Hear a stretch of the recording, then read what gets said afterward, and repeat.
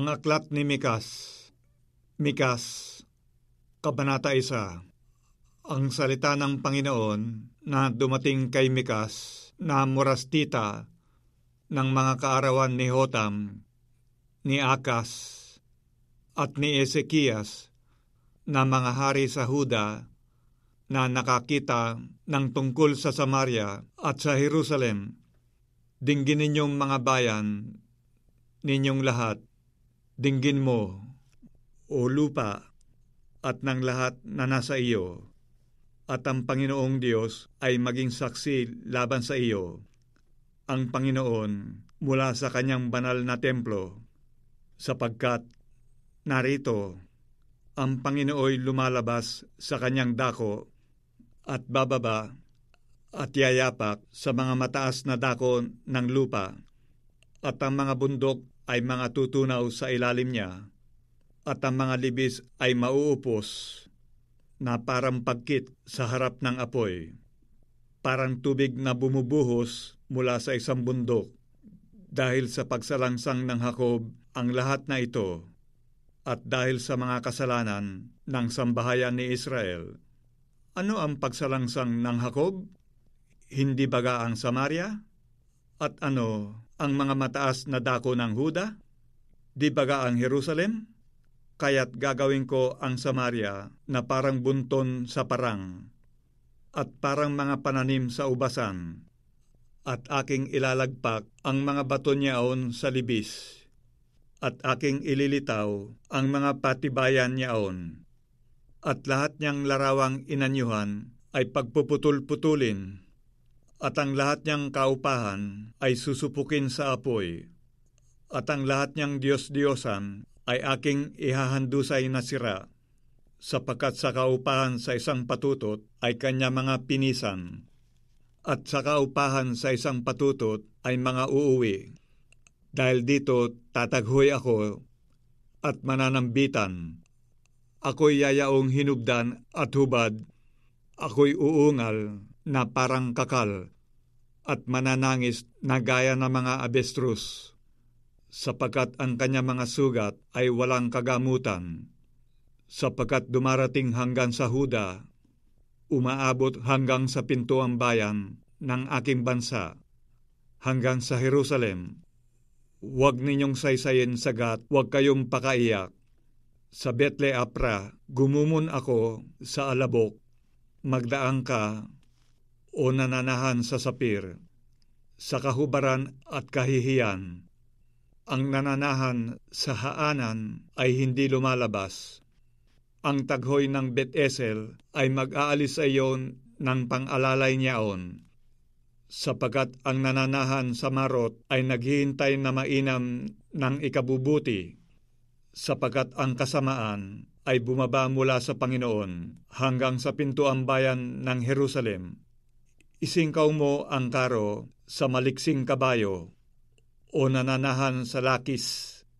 Siya ang pasimulan ng kasalanan sa anak na babae ng Sion, sapagkat ang pagsalangsang ng Israel ay nasumpungan sa iyo. Kaya't ikaw ay magbibigay ng kaloob sa pagpapaalam sa Moreset Gat. Ang mga bahay sa Aksib ay magiging karayaang bagay sa mga hari sa Israel. Dadalhin ko pa sa iyo, o nananahan sa Maresa, ang mag-aari sa iyo. Ang kaluwalhatian ng Israel ay darating hanggang sa Adulam. Magpakakalbo ka at pagupit ka dahil sa mga anak ng iyong kalayawan. Palakihin mo ang iyong pakakalbo na gaya ng agila, sapagkat sila'y nangapasa pagkabihag mula sa iyo. Mikas, Kabanata 2. Sa aba nila na humahaka ng kasamaan at nagsisigawa ng kasamaan sa kanilang mga higaan, pagliliwanag sa umaga ay kanilang isinasagawa, sapagkat nasa kapangyarihan ng kanilang kamay, at sila'y nangag-iimbot ng mga bukid, at kanilang inaangkin at ng mga bahay, at inaalis, at kanilang pinipighati ang isang tao at ang kanyang sambahayan, ang tao at ang kanyang mana. Kaya't ganito ang sabi ng Panginoon, narito, laban sa angkang ito ay humahaka ako ng isang kasamaan na dooy hindi ninyo maaalis ang inyong mga leeg, ni makalalakad man ng kahambugan, sapagkat isang masamang panahon. Sa araw na yaon ay magsisisambit sila ng talinhaga laban sa inyo, at mga nanaghoy ng kakilakilabot ng panaghoy, at mga agsasabi, kami ay lubos na nasira, kanyang binabago ang bahagi ng aking bayan, ano't inilalayo nila sa akin. Sa mga manghihimagsik, kanyang binahagi ang aming mga bukid, kaya't mawawalan ka na ng maghahagis ng pisi na panukat sa pamamagitan ng sapalaran sa kapisanan ng Panginoon. Huwag kayong manganghuhula, ganito sila nanganghuhula. Hindi sila manganghuhula sa mga ito. Ang mga kakutyaan ay hindi mapapawi. Sasabihin baga, o sangbahayan ni Jacob, ang espiritu baga ng Panginoon ay nagipit? Ang mga ito baga ang kanyang mga gawa? Di baga ang aking mga salita ay nagsigawa ng mabuti sa nagsisilakad ng matuwid? Ngunit kamakailan na ang aking bayan ay bumangon na wari kaaway. Inyong hinuhubad ang suot na kalakip ng balabal sa nagsisidaang tiwasay na para mga lalaking nagsisipanggaling sa digma. Ang mga babae ng aking bayan ay inyong pinalayas sa kanilang mga masayang bahay. Sa kanilang mga bata ay inyong inaalis ang aking kaluwalhatian magpakailanman. Kayo'y magsibangon at magsiyaon, sapagkat hindi ito ang inyong kapahingahan, dahil sa karumihan na lumilipol sa makatwid bagay sa mahigpit na pag-iba. Kung ang isang taong lumalakad sa espiritu ng kabulaanan ay nagsisinungaling, na nagsasabi, ako'y manghuhula sa iyo tungkol sa alak at matapang na inumin, siya nga'y magiging propeta sa bayang ito. Walang pagsalang aking pipisanin. O Jacob, ang lahat ng iyo, aking pipisanin walang pagsala ang nalabi sa Israel. Akin silang ilalagay na magkakasama na parang mga tupa sa Bosra, na parang kawan sa gitna ng pastulan sa kanila. Sila'y magkakaingay ng di kawasa dahil sa karamihan ng tao. Nangunguna sa kanila yaong nagbubukas ng daan. Sila'y nagbukas ng daan at nagsidaan sa pintuang bayan at nagsilabas doon. At ang kanilang hari ay nagpauna sa kanila at ang Panginoon sa unahan nila. Mikas, Kabanata 3. At aking sinabi, isinasamo ko sa inyo na inyong dinggin, ninyong mga pangulo ng Jacob at na mga pinuno ng sambahayan ni Israel. Hindi baga sa inyo ang pag-alam ng katwiran? Kayong napupuot sa mabuti at umiibig sa kasamaan, na siyang umaagaw sa mga dukha ng balat nila at ng kanilang laman sa kanilang mga buto.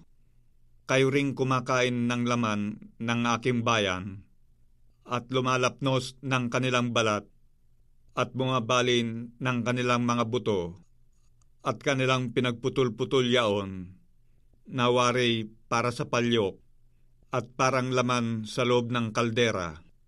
Kung magkagayoy, magsisidaing sila sa Panginoon, ngunit hindi niya sasagutin sila.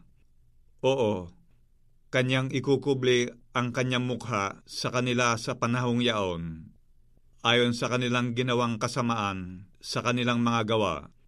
Ganito ang sabi ng Panginoon tungkol sa mga propeta na nagliligaw sa aking bayan, na nagkakanggigitil ng kanilang mga ngipin at nagsisihiyaw, kapayapaan. at yaong hindi naglalagay sa kanilang bibig, ay pinaghahandaan siya nila ng digma. Kaya't magiging gabi sa inyo na hindi kayo magkakaroon ng pangitain at magkakaroon ng kadiliman, na hindi kayo makapanghuhula, at ang mga araw ay lulubog sa mga propeta, at ang mga araw ay mangungulimlim sa kanila, at ang mga tagakita ay mga papahiya, at ang mga manghuhula ay mga tutulig. Oo, silang lahat ay magtatakip ng kanilang mga labi, sapagkat walang kasagutan ng Diyos. Ngunit sa ganang akin, ako'y puspos ng kapangyarihan sa pamamagitan ng Espiritu ng Panginoon, at ng kahatulan, at ng kapangyarihan, upang ipahayag sa Jacob ang kanyang pagsalansang, at sa Israel ang kanyang kasalanan. Dinggin ninyo ito, isinasamo ko sa inyo, ninyong mga pangulo sa sangbahayan ni Jacob, at mga pinuno sa sambahayan ni Israel, na nangapopoot sa kahatulan at nangagbabaloktot ng matuwid. Kanilang itinatayo ang Sion sa pamamagitan ng dugo, at ang Jerusalem sa pamamagitan ng kasamaan. Ang mga pangulo niya'y nagsisihatol dahil sa suhol, at ang mga saserdote niya'y nangagtuturo dahil sa upa, at ang mga propeta niya'y nanganghuhula dahil sa salapi. Gayunmay, sila'y sasandal sa Panginoon at mangagsasabi, hindi baga ang Panginoon ay nasa gitna natin? Walang kasamaang darating sa akin. Kaya't ang Sion ay bubukirin na parang isang bukid dahil sa inyo, at ang Jerusalem ay magiging mga bunton, at ang mga bundok ng bahay ay parang mga mataas na dako sa isang gubat.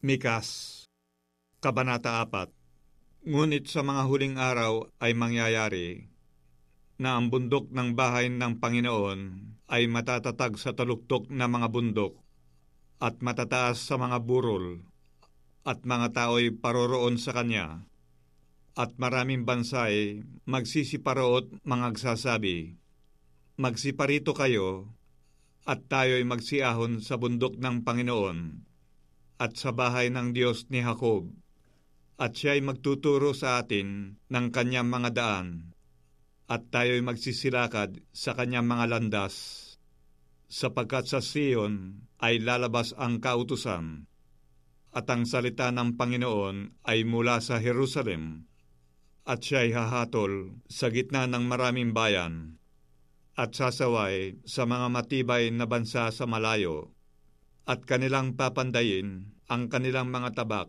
upang maging sudsud, at ang kanilang mga sibat upang maging karit.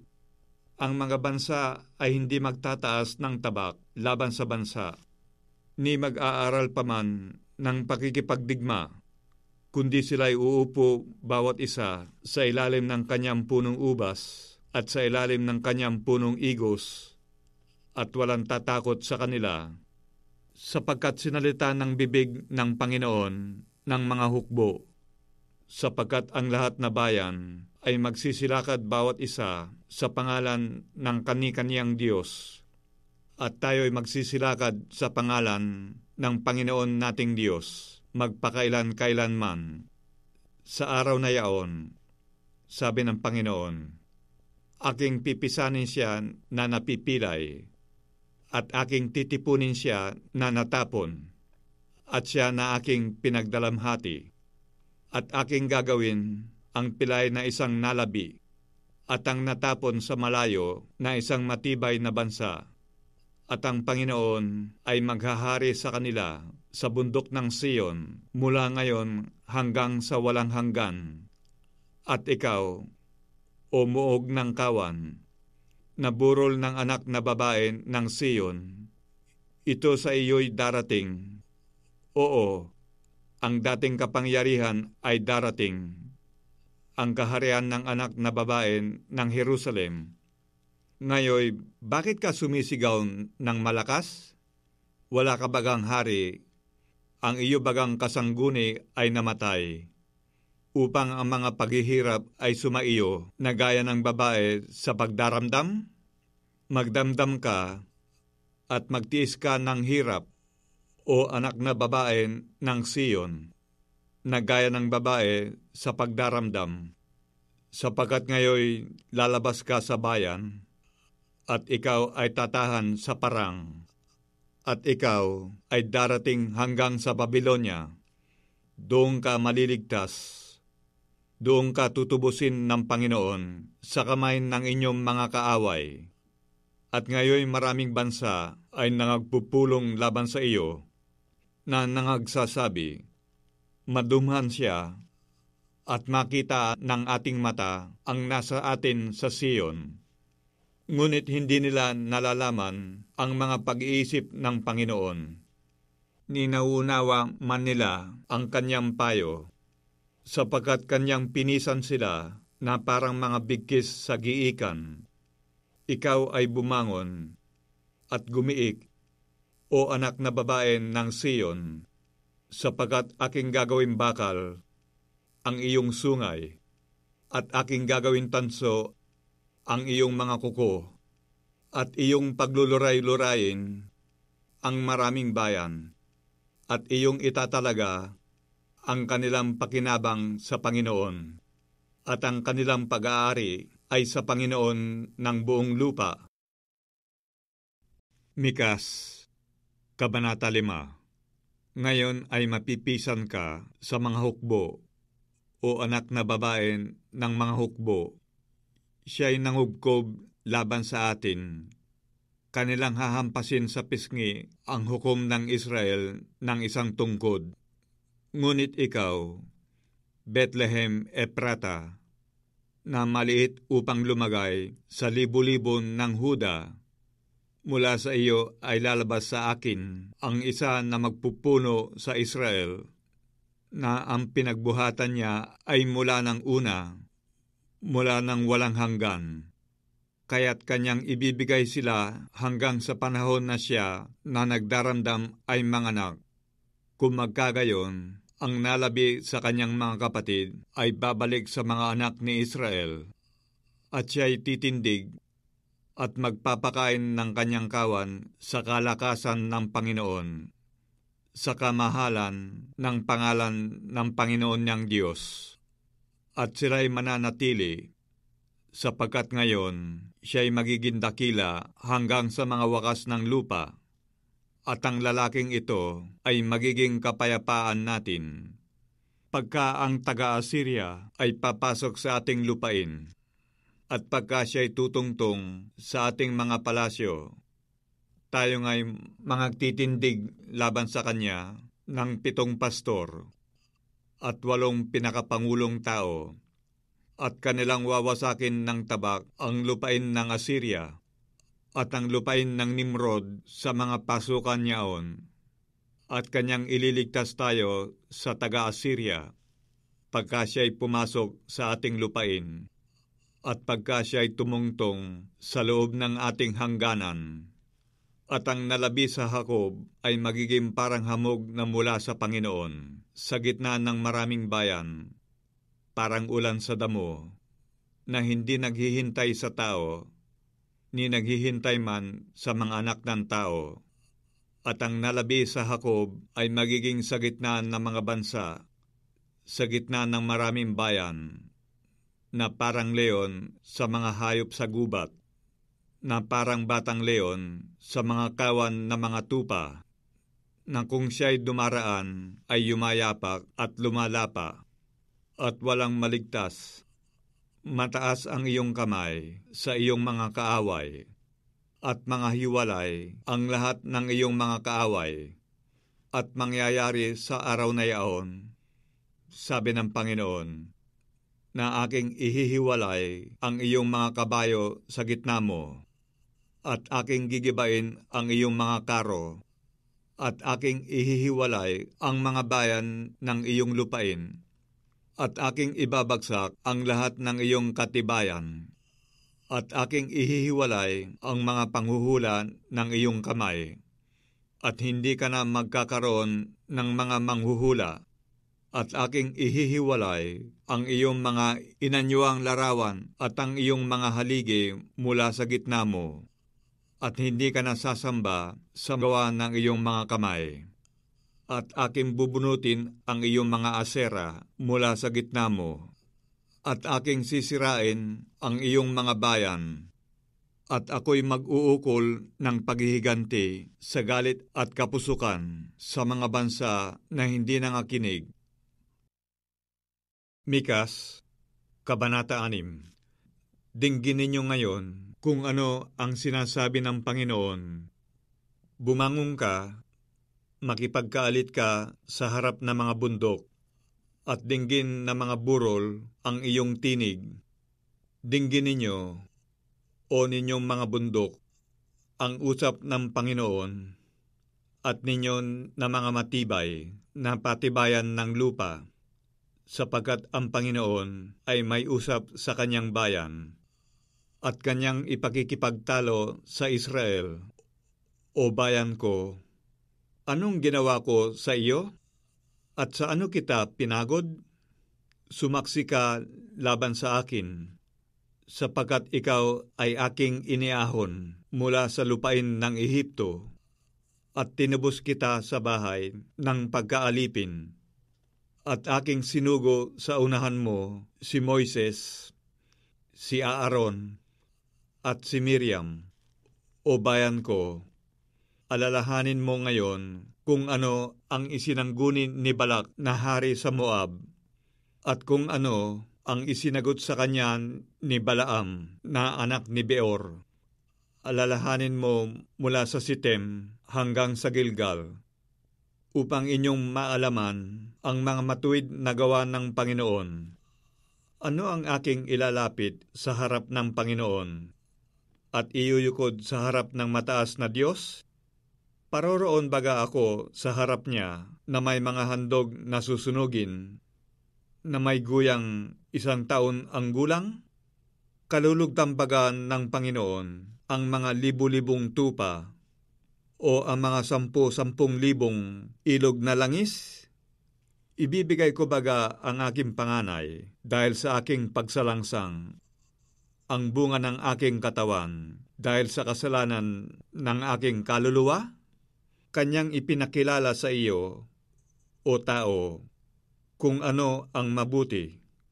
At ano ang hinihingi ng Panginoon sa iyo, kundi gumawa na may kaganapan, at ibigin ang kaawaan, at lumakad na may kababaan na kasama ng inyong Diyos? Ang tinig ng Panginoon ay humihiyaw sa bayan, at ang taong may karunungan ay makakakita ng iyong pangalan. Dinggin ninyo ang tungkod at ang naghalal niyaon. Mayroon pa baga kaya ng mga kayamanan ng kasamaan sa bahay ng masama, at ng kulang na panukat na kasuklam-suklam? Magiging malinis baga ako na may masamang timbangan, at sa marayang supot na panimbang? Sapagkat ang mga mayaman yaon ay puno ng pangdadahas, at ang mga mananahan dooy nangagsasalitan ng mga kabulaanan, at ang kanilang dila ay magdaraya sa kanilang bibig. Kaya't sinugatan din naman kita ng mabigat na sugat. Ginawa kitang kasiraan dahil sa iyong mga kasalanan. Ikaw ay kakain, ngunit hindi ka mabubusog, at ang iyong pagpapakumbaba ay sasagitna mo, at ikaw ay magtatabi, ngunit wala kang dadalhing may tatabi, at ang iyong ilalabas ay aking iiwan sa tabak. Ikaw ay maghahasik, ngunit hindi ka mag-aani. Ikaw ay magpipisa ng mga ulibo, ngunit hindi ka magpapahid ng langis, at ng ubas, ngunit hindi ka iinom ng alak, sapagkat naingatan ang mga palatuntunan ni Omri, at ang lahat na gawa ng sambahayan ni Akab, at kayo'y magsisilakad ng ayon sa kanilang mga payo, upang gawing kitang kasiraan, at ang mga mananahan niya'y kasutsutan, at iyong dadalhin ang kakutyaan ng aking bayan. Mikas, Kabanata 7. Sa aba ko, sapagkat ako'y gaya ng kanilang pisanin, ang mga bunga sa tag-init, gaya ng mga pamumulot ng ubas sa ubasan. Walang kumpol na makain. Ako'y nananabik sa unang bunga ng igos. Ang mabuting tao ay namatay sa lupa at wala nang matuwid sa mga tao. Silang lahat ay nagsisibakay upang magbubo ng dugo. Hinuli ng bawat isa ang kanyang kapatid sa pamamagitan ng silo. Ang kanilang mga kamay ay nangasa kasamaan upang sikaping isagawa.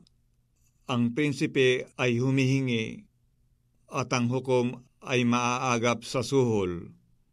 At ang dakilang tao ay nangagsasalita ng masamang hangad ng kanyang kaluluwa. Ganito nila nilalala. Ang pinakamahusay sa kanila ay parang dawag. Ang pinakamatuwid ay masama kaysa isang bakod na tinikan. Ang araw na inihula sa iyo ng mga bantay, sa makatuwid bagay, ang araw ng pagdalaw sa iyo ay dumating. Ngayon nangatitigilan sila. Huwag kayong magsitiwala sa kalapitbahay. Huwag kayong magsitiwala sa kaibigan. Ingatan mo ang mga pinto ng iyong bibig sa kanya na humihiga sa iyong sinapupunan, sapagkat sinisira ang puri ng anak na lalaki ang ama. Ang anak na babae ay tumitindig laban sa kanyang ina. Ang manugang na babae ay laban sa kanyang biyanang babae. Ang mga kaaway ng tao ay ang kanyang sariling kasambahay. Ngunit sa ganang akin, ako'y titingin sa Panginoon. Ako'y maghihintay sa Diyos ng aking kaligtasan. Didinggin ako ng aking Diyos. Huwag kang magalak laban sa akin, o aking kaaway. Pagka ako'y nabuwal, ako'y babangon. Pagka ako'y naupo sa kadiliman, ang Panginooy magiging ilaw sa akin. Aking babatahin ang kagalitan ng Panginoon, sapagkat ako'y nagkasala laban sa Kanya, hanggang sa Kanyang ipagsanggalang ang aking usap, at lapatan ako ng kahatulan. Kanyang ilalabas ako sa liwanag, at aking mamasdan ang kanyang katwiran. Kung magkagayoy, makikita ng aking kaaway, at kahihiyan ang tatakip sa kanya, na nagsabi sa akin, "Saan nandoon ang Panginoon mong Diyos?" Makikita ng aking mga mata ang nais ko sa kanya. Siya nga'y yayapakan na parang putik sa mga lansangan. Kaarawan ng pagtatayo ng iyong mga kuta, sa kaarawang yaon ay malalayo ang pasya. Sa kaarawang yaon ay magsisiparoon sila sa iyo mula sa Assyria at sa mga bayan ng Ehipto, at mula sa Ehipto hanggang sa ilog, at mula sa dagat, at sa bundok at bundok. Gayon may masisira ang lupain dahil sa kanila na nagsisitahan doon, dahil sa bunga ng kanilang mga gawa. Pakanin mo ang iyong bayan sa pamamagitan ng iyong tungkod, ang kawan na iyong mana, na tumatahang mag-isa sa gubat sa gitna ng Karmelo. Pakanin mo sila sa Basan at sa Galaad, gaya ng mga araw ng una, gaya ng mga araw ng iyong paglabas sa lupain ng Ehipto, ay aking pagpapakitaan sila ng mga kagilagilalas na bagay. Makikita ng mga bansa at mga papahiya sa buo nilang kapangyarihan. Kanilang ilalagay ang kanilang kamay sa kanilang bibig. Ang kanilang mga pakinig ay mabibingi. Sila'y magsisihimod sa alabok na parang ahas. parang nagsisiusad na hayop sa lupa. Sila'y magsisilabas na nagsisipanginig mula sa kanilang mga kulungan. Sila'y magsisilapit na may takot sa Panginoon nating Diyos at mga tatakot dahil sa iyo. Sino ang Diyos na gaya mo, na nagpapatawad ng kasamaan at pinalalagpas ang pagsalangsang ng nalabi sa kanyang mana? Hindi niya pinipigil ang kanyang galit ng magpakailanman, sapagkat siya'y nalulugod sa kagandahang loob. Siya'y muling magtataglay ng habag sa atin, kanyang yayapakan ang ating kasamaan, at kanyang ihahagis ang lahat nilang kasamaan sa mga kalaliman ng dagat. Iyong isasagawa ang katotohanan kay Jacob at ang kagandahan loob kay Abraham, na iyong isinumpa sa aming mga magulang mula sa mga araw ng una.